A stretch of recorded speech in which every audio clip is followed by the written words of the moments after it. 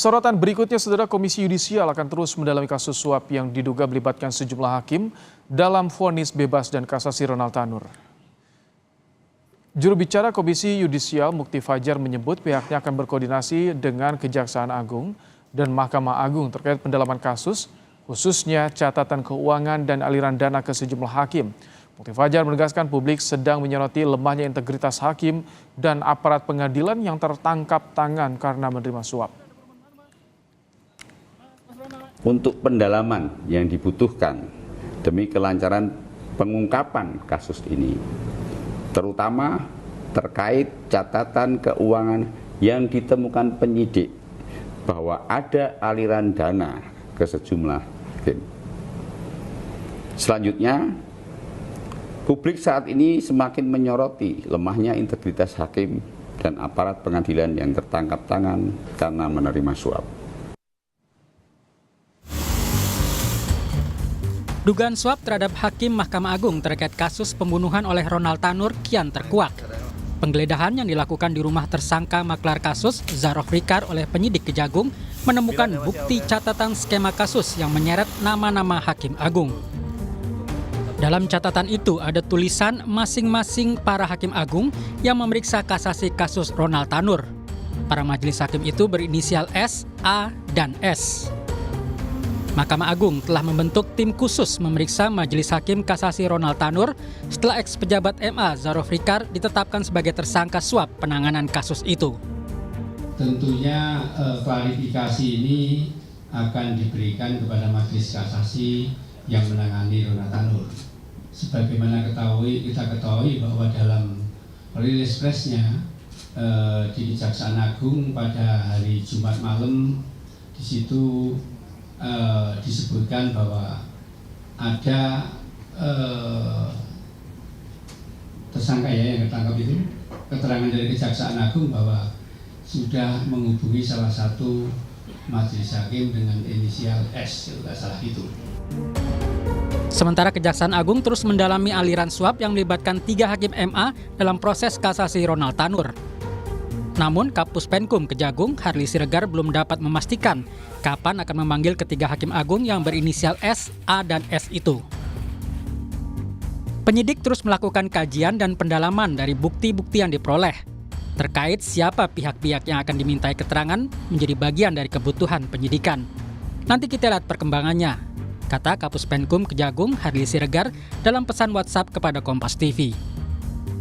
Ex-pejabat MA Zarof Rikar ditetapkan sebagai tersangka usai menerima suap dari pengacara Ronald Tanur dalam penanganan kasus tingkat kasasi. Zarof Rikar diduga menerima uang suap sebesar 5 miliar rupiah dalam bentuk pecahan uang asing. Suap ini untuk tetap menyatakan Ronald Tanur tak bersalah pada tingkat kasasi.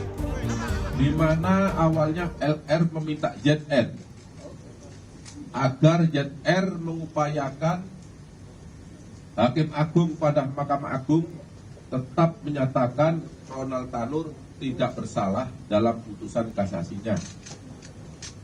Dan LR menyampaikan kepada ZR akan menyiapkan uang atau dana sebesar 5 miliar Hakim Agung, dan untuk ZR akan diberikan fee sebesar 1 miliar atas jasanya. Kejaksaan menyita sejumlah uang tunai dan mata uang asing di rumah Zarof di kawasan Senayan, Jakarta yang jika dikonversikan mencapai 920 miliar rupiah. Tidak hanya itu, penyidik Kejagung juga menyita emas seberat 51 kg. Menurut Kejaksaan Agung, semua barang itu diperoleh Zarof Rikar dari pengurusan perkara di MA sejak 2012 hingga 2022. Tim Liputan Kompas TV.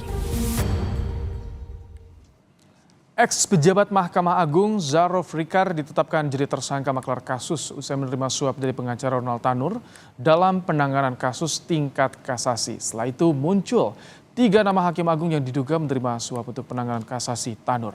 Bagaimana menelusuri dan membongkar dugaan suap ini? Kita akan bahas bersama dengan Kepala Departemen Hukum Tata Negara UGM, Zainal Arifin Muhtar.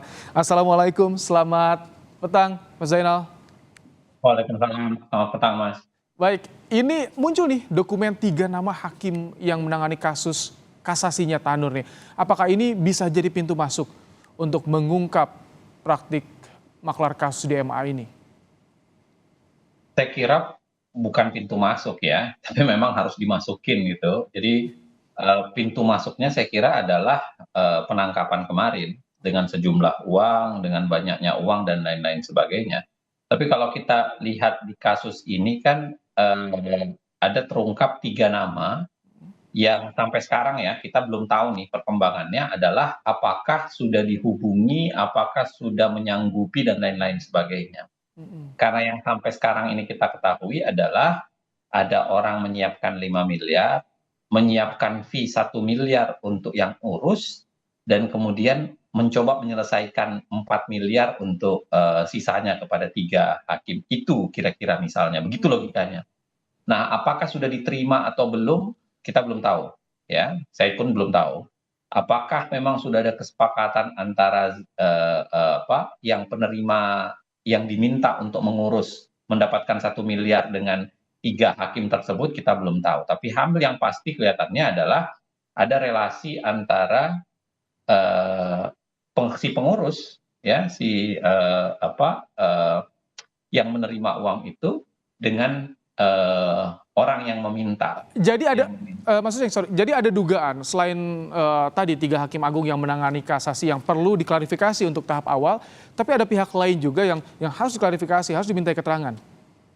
Persis, jadi kita harus bedakan begini, kita harus bedakan antara kasus ini sendiri, Ronald Tanur, yang berdiri sendiri ya, berdiri sendiri bahwa ada yang nyuap, jumlahnya 5 miliar, ada yang sudah menerima, sekarang tinggal menelusuri apakah prosesnya ke arah Hakim Agung sudah ada deal, sudah tercapai kesepakatan, sudah ada proses bahkan kalau misalnya kalau sudah ada DP, sudah ada DP dan lain sebagainya, itu harus ditelusuri. Tapi yang kedua adalah kasus ini sendiri, kasus yang berkaitan ada uang sekitar 900-an miliar, 920 miliar plus emas sekitar 51 kilogram, yang berarti kalau dijumlahnya sudah lebih dari 1 triliun sebenarnya kan. Nah, problemnya di sini adalah ini jauh lebih ini yang menurut saya pintu masuknya harus dibuka dengan detail. Karena kalau dirata-ratakan saja misalnya dalam kasus Ronald Tanur adalah ongkosnya 5 dan fee-nya adalah 1, berarti kira-kira kalau mau dirata-ratakan berarti ya kira-kira ada 1000 perkara sekurang-kurangnya yang pernah ditangani. Kalau sampai dugaannya 10 tahun nih, kok bisa tidak terdeteksi gitu? Ketika kita tampilkan juga barang bukti yang digeledah di rumah Zaraf Rikar ini, uang tunai hampir 1 triliun. Kok bisa tidak terdeteksi selama 10 tahun? Ini ex-pejabat MA. Saya kira begini ya, kita tidak bisa berasumsi bahwa tidak terdeteksi. Tidak terdeteksi secara publik barangkali iya. Tapi bahwa terdeteksi secara internal di Mahkamah Agung, terdeteksi secara sistem di KY, terdeteksi secara sistem misalnya di PPATK, di KPK dan lain sebagainya, kita belum tahu karena belum ada pernyataan resmi kelembagaan itu. Tapi bayangan saya rasanya mustahil sebenarnya ada kiprah 10 tahun, lebih dari 10 tahun tentu saja, karena katanya 2012 mulainya, lebih dari 10 tahun, melibatkan uang yang sangat luar biasa, melibatkan begitu banyak orang tentu saja ya, karena tidak mungkin diasumsikan dari 1 orang saja uang 900 miliar itu atau 1 triliun itu. Nah, saya rasa tidak mungkin kalau tidak terendus.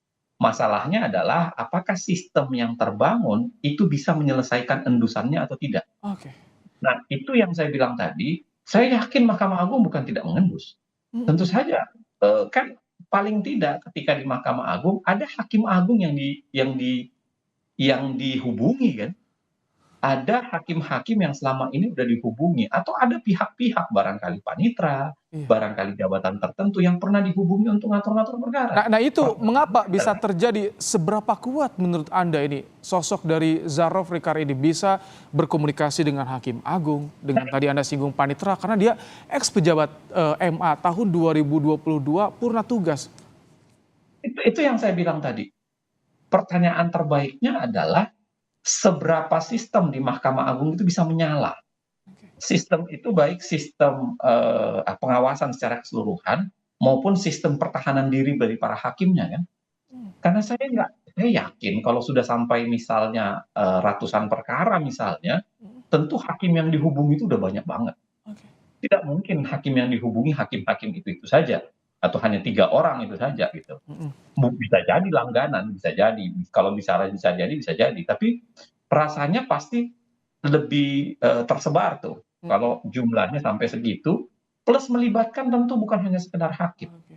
Karena jabatannya ZR ini kan bukan orang yang langsung memegang perkara kan, karena dia kepala Balitbang ya, Iya, eee Balitbang. Badan Penelitian dan Pengembangan yang seringkali tidak langsung berkaitan dengan perkara. Maka bisa jadi dia berkaitan dengan orang-orang yang sedang pegang perkara. Bisa jadi paniteranya, bisa jadi hakimnya. Baik. Nah, saya mengatakan mustahil sudah dibaca, mustahil kejahatan terorganisir, mafia ini dilakukan secara kolektif itu tidak tercium Oke. oleh sistem yang ada. Harusnya sudah tercium. Masalahnya adalah kenapa bau busuk itu tidak diselesaikan dari dulu. Baik. Nah, itu barangkali Zarov persoalan. Rikar sudah jadi tersangka, ditetapkan oleh Kejaksaan Agung. Ini jadi pintu masuk untuk bisa membongkar dugaan maklar kasus yang terjadi di tubuh Mahkamah Agung. Terima kasih Mas Zainal Arifin Muchtar, Kepala Departemen HTN UGM, menyampaikan pandangannya di program Kompas Petang sore hari ini. Terima kasih, Mas.